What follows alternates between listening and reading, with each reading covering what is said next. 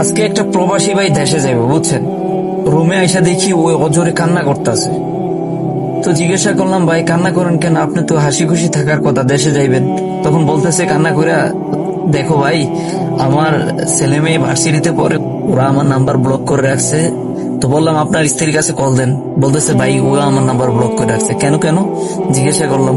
তখন ও বলতেছে, দেখো আসলে আমার ছেলে দামি একটা ফোন চাইছিল, ও মেয়েও দামি মোবাইল চাইছিল। তো আমি দেখো তো আমি এখানে কত কষ্ট করে কাজ করি, তো আমার যতটুকু ইনকাম ছিল সবার জন্য সবকিছু নিছি। তো আমার স্ত্রী ওর গলার জন্য একটা হার চাইছিল।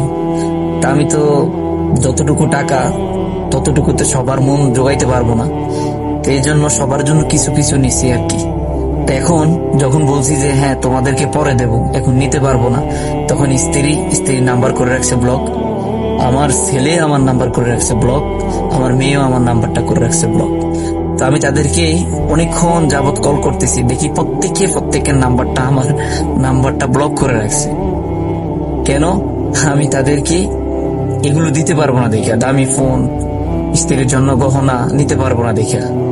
তা আমি আসলে কান্না করি এই জন্যই যে এতদিন যাদেরকে তো কষ্ট করে উপার্জিত পয়সাগুলো দিলাম, সে টাকাগুলো দিলাম, আজ তারা আমার সাথে বিনিময়ে কি করলো, এই জন্য কান্না করতেছি। তো এখন দেশে যাইয়ে তো কোনো লাভ নেই ভাই, তারা আমাকে যথাযথ মূল্যায়ন করবে না। যতক্ষণ পর্যন্ত আমার ধন সম্পদ টাকা পয়সা আছে ততক্ষণ পর্যন্ত তারা আমার মূল্যায়ন করবে।